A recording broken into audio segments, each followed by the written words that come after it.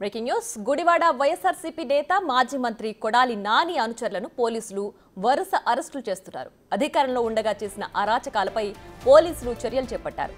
9 మంది వైఎస్ఆర్సీపీ యువ నేతలను అరెస్టు చేసిన గుడివాడ 1 టౌన్ పోలీసులు పెదపారుపూడి పోలీస్ స్టేషన్కు తరలించారు. 2022 డిసెంబర్ 25న టీడీపీ మాజీ ఎమ్మెల్యే రావి వెంకటేశ్వరరావు వస్త్ర దుకాణంపై పెట్రోల్ ప్యాకెట్లు దాడి చేసిన అరాచకాన్ని సృష్టించారు.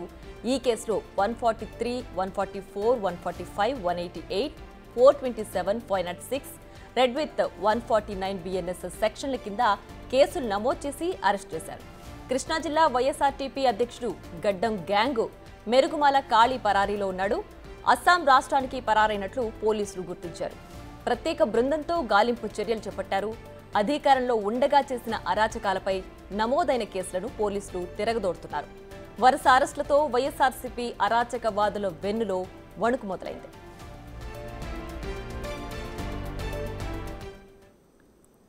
ప్రభుత్వం చేస్తున్నటువంటి అక్రమాలు కానీ, ప్రభుత్వం అమలు చేయలేనటువంటి పథకాల గురించి కానీ ఎవరు ప్రశ్నించకుండా ఉండాలనే ఉద్దేశంతో కేడర్ని భయపెట్టాలి, పోలీసు కేసుల ద్వారా వీళ్ళని ఇబ్బంది పెట్టాలని చెప్పి ప్రయత్నం చేస్తున్నప్పటికీ కూడా వైఎస్ఆర్ పార్టీకి చెందినటువంటి కేడర్ ఎవరు కూడా భయపడకుండా మరి ఈరోజుకు అనేక రకమైన అరెస్టులు, ఒక అరెస్టు చేస్తే అదే అన్ని స్టేషన్లకు తీసుకెళ్ళి అన్ని స్టేషన్లోనే ఎఫ్ఐఆర్ కట్టి సిరీస్ ఆఫ్ క్రైమ్స్ చూపించి అది ఆర్గనైజ్డ్గా క్రైమ్గా చూపించి బెయిల్ రాకుండా అడ్డుకోవడానికి చేసే ప్రయత్నం. నిన్న మా state legal secretary Shri Sudhakar Reddy గారు చాలా స్పష్టంగా చెప్పారు. ఏదైతే బిఎన్ఎస్ఎస్ యాక్ట్లో 111 ఉందో ఆ 111 అనేది ఈ కేసులకు సంబంధం లేదు. పైగా ఎప్పుడో 2020లోనో 2022లోనో జరిగితే ఐపీసీ సెక్షన్స్కి తోడు ఇవాళ బిఎన్ఎస్ 149 బిఎన్ఎస్ 149 అనేది అక్రమంగా ఆయుధాలు కలిగి లేదా దేశం మీద రాజద్రోహాన్ని తీసేసి ఆ రాజద్రోహం ప్లేస్లో ఇది పెట్టడం జరిగింది.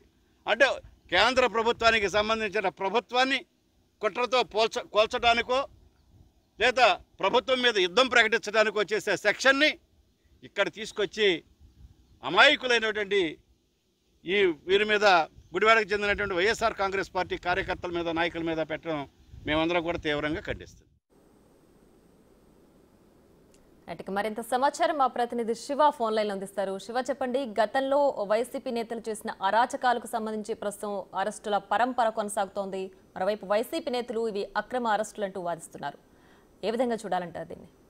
మొత్తం మీద చూసుకుంటే గుడివాడకు సంబంధించిన వైఎస్ఆర్సీపీ నేతల్ని 9 మందిని పోలీసులు అరెస్ట్ చేసిన పరిస్థితి కనిపించింది. అరెస్ట్ చేసి వారందరినీ కూడా కోర్టుకు తరలించే ప్రయత్నం అయితే కొనసాగుతోంది. అయితే ఏదైతే గతంలో 2022 డిసెంబర్ 25న తెలుగుదేశం పార్టీ మాజీ MLA Gudivada TDP incharge Venkateswara stop పై కూడా పెట్రోల్ బాటిల్స్, పెట్రోల్ ప్యాకెట్లతో దాడికి పాల్పడ్డ కేసులో కూడా 9 మందిని అరెస్ట్ చేశారు. ఈ కేసులో కృష్ణా జిల్లా వైకాపా జిల్లా అధ్యక్షుడు పరారులో ఉన్నట్లు కూడా తెలుస్తా ఉంది. అలాగే కొంతమంది వ్యక్తులు అస్సాం రాష్ట్రానికి పరారైనట్లు కూడా పోలీసులు అయితే ఐడెంటిఫికేషన్ చేయడం జరిగింది. అలాగే వీరందరిపై కోసం ఎవరైతే పరారయ్యారో వారందరి కోసం ప్రత్యేక బృందాల ద్వారా గాలింపు చర్యలు అయితే కొనసాగుతున్నాయి. ముఖ్యంగా 9 మంది వైసీపీ నేతలు అరెస్ట్ చేసి పెదమూడి పోలీస్ స్టేషన్ కి తరలించారు గుడివాడ 1 టౌన్ పోలీసులు. మరికొద్దిసేపట్లోనే వీరందరినీ కూడా న్యాయస్థానం ఎదుట హాజరుపరిచి అక్కడి నుంచి రిమాండ్కి పంపించే అవకాశాలు అయితే కనిపిస్తున్నాయి. మరొక వైపు గత 5 ఏళ్లుగా ఇష్టానుసారంగా వ్యవహరించి టీడీపీ నేతలపై అసభ్యకరమైన పోస్టులు ఇష్టానుసారంగా వ్యవహరించిన వ్యక్తులపై కఠిన చర్యలు తీసుకోవాలని చెప్పి టీడీపీ నేతలు కోరుతుంటే, మరొక వైపు